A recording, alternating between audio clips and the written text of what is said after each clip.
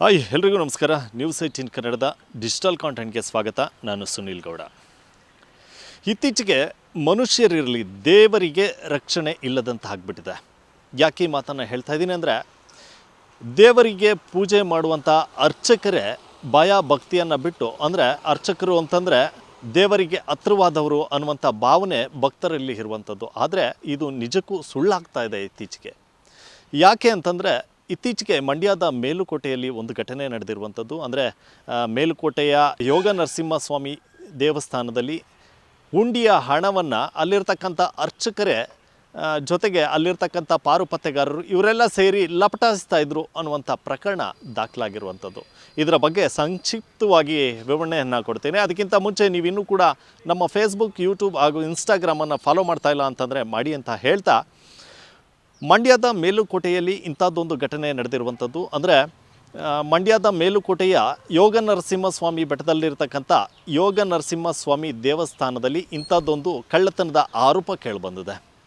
ಅಂದರೆ ಸಾಕಷ್ಟು ವರ್ಷಗಳಿಂದ ಯೋಗ ನರಸಿಂಹಸ್ವಾಮಿ ಬೆಟ್ಟದಲ್ಲಿ ಹುಂಡಿಯ ಹಣ ಕಳ್ಳತನವಾಗ್ತಾಯಿತ್ತು. ಅಂದರೆ ಭಕ್ತರು ಹುಂಡಿಗೆ ಹಣವನ್ನು ಹಾಕ್ತಾಯಿದ್ರು. ಬಂದಂಥ ಭಕ್ತರು ಹಣದ ಜೊತೆಗೆ ಹುಂಡಿಗೆ ಚಿನ್ನ ಬೆಳ್ಳಿಯನ್ನು ಹಾಕುವಂಥದ್ದು ವಾಡಿಕೆ. ಯಾಕಂದರೆ ಈ ಹಿಂದೆ ಕೂಡ ಸಾಕಷ್ಟು ಬಾರಿ ನಾವು ಕೇಳಿದ್ದೇವೆ. ಅಂದರೆ 2013-14 ಸಂದರ್ಭದಲ್ಲಿ ಮೇಲುಕೋಟೆ ಚಲುವನ್ ನಾರಾಯಣ ಸ್ವಾಮಿ ದೇವಸ್ಥಾನದಲ್ಲಿ ವಜ್ರಾಂಗಿ ಆಭರಣ ಕಳ್ಳತನ ಆಗಿದೆ ಅನ್ನುವಂಥ ಆರೋಪ ಕೇಳಿಬಂದಿತ್ತು. ಅಂದರೆ ಆ ಒಂದು ಸಂದರ್ಭದಲ್ಲಿ ಹುಂಡಿಗೆ ಹಾಕಿದ್ದಂಥ ಆಭರಣಗಳು ಕಳ್ಳತನ ಆಗಿದ್ವು ಅನ್ನುವಂಥ ಆರೋಪ ಕೇಳಿಬಂದಿತ್ತು. ಅದೇ ರೀತಿ ಈಗಲೂ ಕೂಡ ಯೋಗ ನರಸಿಂಹಸ್ವಾಮಿ ಬೆಟ್ಟದಲ್ಲಿ ಈ ರೀತಿಯಾದಂಥ ಒಂದು ಆರೋಪ ಕೇಳಿಬಂದಿರುವಂಥದ್ದು. ಅಂದರೆ ಹುಂಡಿಯಲ್ಲಿ ಭಕ್ತರು ಹಾಕಿದಂಥ ಹಣ, ನಗದು ಮತ್ತು ಆಭರಣಗಳೇನಿದ್ವು ಇವೆಲ್ಲವೂ ಕೂಡ ಕಳ್ಳತನ ಆಗ್ತಾಯಿದೆ ಅನ್ನುವಂಥ ಅನುಮಾನದ ಮೇರೆಗೆ ದೇವಸ್ಥಾನದ ಇಒ ಆಗಿರತಕ್ಕಂಥ ಶೀಲಾ ಅವರು ಮೇಲುಕೋಟೆ ಪೊಲೀಸರಿಗೆ ದೂರನ್ನು ಕೊಟ್ಟಿದ್ದಾರೆ.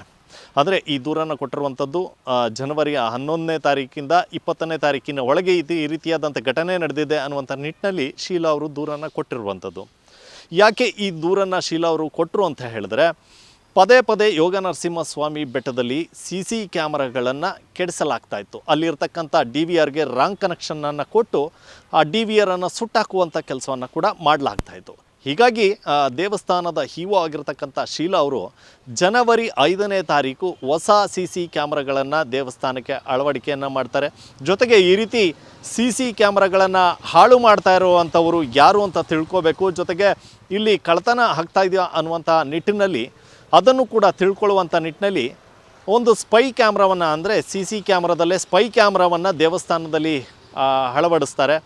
ಈ ಕ್ಯಾಮ್ರಾವನ್ನು ಅಳವಡಿಸುವಂಥದ್ದು ಆ ದೇವಸ್ಥಾನದ ಪ್ರಧಾನ ಅರ್ಚಕ, ಹಾಗೆ ಇಒ ಆಗಿರ್ತಕ್ಕಂಥ ಶೀಲಾ, ಹಾಗೆ ಒಂದಿಬ್ಬರಿಗೆ ದೇವಸ್ಥಾನದ ಪ್ರಮುಖರು ಅಂದರೆ ಪಾರುಪತ್ಯಗಾರರಾಗಿರ್ಬೋದು, ಈ ರೀತಿ ಒಂದಿಬ್ಬರಿಗೆ ಮಾತ್ರ ಈ ವಿಚಾರ ಗೊತ್ತಿರುತ್ತೆ. ಇದಾದ ಸ್ವಲ್ಪ ದಿನದಲ್ಲೇ, ಅಂದರೆ ಜನವರಿ 11ನೇ ತಾರೀಕಿಂದ 20ನೇ ತಾರೀಕಿನ ಒಳಗೆ ಮತ್ತೆ CC ಕ್ಯಾಮ್ರಾಗಳನ್ನು ಹಾಳುಗೆಡವಲಾಗುತ್ತೆ. ಜೊತೆಗೆ DVRಗೆ ರಾಂಗ್ ಕನೆಕ್ಷನನ್ನು ಕೊಟ್ಟು ಸುಟ್ಟು ಹಾಕಿರಲಾಗುತ್ತೆ.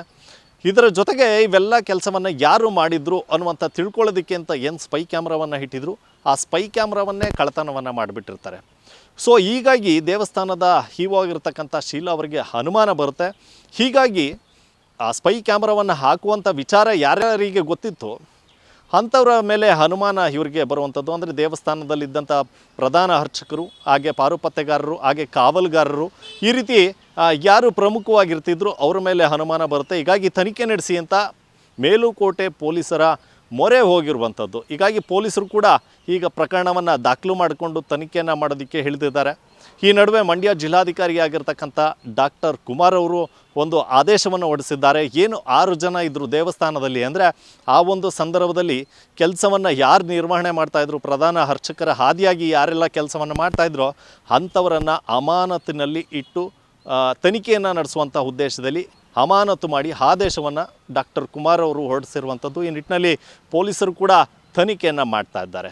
ಇದು ಒಂದು ವಿಚಾರ. ಆದರೆ ಮತ್ತೊಂದು ವಿಚಾರ, ಸಾಕಷ್ಟು, ಅಂದರೆ ಮೇಲುಕೋಟೆ ಅಂತಂದರೆ ಸಾಕಷ್ಟು ಭಾಗಗಳಿಂದ, ನಾನಾ ರಾಜ್ಯಗಳಿಂದ, ಅಂದರೆ ಹೊರ ರಾಜ್ಯಗಳಿಂದಲೂ ಕೂಡ ಸಾಕಷ್ಟು ಭಕ್ತರಿರುವಂಥದ್ದು ಮೇಲುಕೋಟೆಗೆ ಆಗಮಿಸ್ತಾರೆ. ಅದರಲ್ಲೂ ಹೆಚ್ಚಾಗಿ ತಮಿಳುನಾಡು ಮೂಲಗಳಿಂದ ಸಾಕಷ್ಟು ಜನ ಭಕ್ತರು ಆಗಮಿಸ್ತಾರೆ. ಬಂದು ಇಲ್ಲಿ ಭಕ್ತಿಯಿಂದ ಆಭರಣಗಳನ್ನು, ಅಂದರೆ ನಗದಾಗ್ಬೋದು, ಆಭರಣ ಆಗ್ಬೋದು, ಇವೆಲ್ಲವನ್ನು ಕೂಡ ಸಮರ್ಪಣೆ ಮಾಡುವಂಥ ಕೆಲಸವನ್ನು ಭಕ್ತರು ಮಾಡ್ತಾ ಇದ್ದಾರೆ. ಸಾಕಷ್ಟು ವರ್ಷಗಳಿಂದ ಮಾಡ್ಕೊಂಡು ಬಂದಿದ್ದಾರೆ. ಆದರೆ ಇಲ್ಲಿರುವಂಥ ಅರ್ಚಕರೇ ಈ ರೀತಿಯಾದಂಥ ಕೆಲಸವನ್ನು ಮಾಡಿದ್ರೆ ಯಾರನ್ನು ನಂಬಬೇಕು ಅನ್ನುವಂಥ ಪ್ರಶ್ನೆಯನ್ನು ಈಗ ಭಕ್ತರು ಮಾಡ್ತಾ ಇರುವಂಥದ್ದು. ಒಂದು ಕಡೆ ಭಕ್ತರನ್ನು ಕಾಯಬೇಕಾಗಿದ್ದಂಥ ದೇವರು ತನ್ನ ಆಭರಣವನ್ನೇ ಕಾಯ್ದುಕೊಳ್ಳೋದಕ್ಕೆ ಆಗ್ತಾ ಇಲ್ವಾ ಅನ್ನುವಂಥ ಪ್ರಶ್ನೆಗಳು ಕೂಡ ಇಲ್ಲಿ ಮೂಡ್ತಾ ಇರುವಂಥದ್ದು. ಅದೇನೇ ಆಗಲಿ, ದೇವರನ್ನು ಪೂಜೆ ಮಾಡುವಂಥ ಅರ್ಚಕರೇ ಈ ರೀತಿಯಾದಂಥ ಕಳ್ಳತನದ ಕೆಲಸಕ್ಕೆ ಕೈ ಹಾಕಿದರೆ ಇದು ದೊಡ್ಡ ದುರಂತನ ಅಂತಲೇ ಹೇಳ್ಬೋದು. ಹೀಗಾಗಿ ಮೇಲುಕೋಟೆ ಪೊಲೀಸರು ತನಿಖೆಯನ್ನು ಮಾಡ್ತಾ ಇದ್ದಾರೆ. ನೋಡೋಣ, ಸದ್ಯಕ್ಕೆ ಆರೋಪ ಇರುವಂಥದ್ದು. ಪೊಲೀಸರು ಯಾವ ರೀತಿ ತನಿಖೆಯನ್ನು ಮಾಡಿ ತಪ್ಪಿತಸ್ಥರು ಯಾರಿದ್ದಾರೆ ಅವ್ರನ್ನ ಬಂಧಿಸ್ತಾರಾ ಅನ್ನುವಂಥದ್ದನ್ನ ಕಾದು ನೋಡಬೇಕಾಗತ್ತೆ. ನಿರ್ಭೀತ, ನಿಷ್ಪಕ್ಷಪಾತ, ವಿಶ್ವಾಸಾರ್ಹ ಸುದ್ದಿಗಳಿಗೆ ಮತ್ತೊಂದು ಹೆಸರಾಗಿರುವಂತ News18 ಕನ್ನಡ ಈಗ ಆಪ್ನಲ್ಲೂ ಲಭ್ಯವಿದೆ. ದಯವಿಟ್ಟು ಇಲ್ಲಿರುವಂತ QR ಕೋಡ್ ಸ್ಕ್ಯಾನ್ ಮಾಡಿಕೊಂಡು ಆಪ್ ಡೌನ್ಲೋಡ್ ಮಾಡೋದಕ್ಕೆ ಮರಿಬೇಡಿ. ನಿಮ್ಮ ಬೆಂಬಲ ಹೀಗೆ ಸದಾ ನಮ್ಮೊಂದಿಗಿರಲಿ. ಧನ್ಯವಾದ.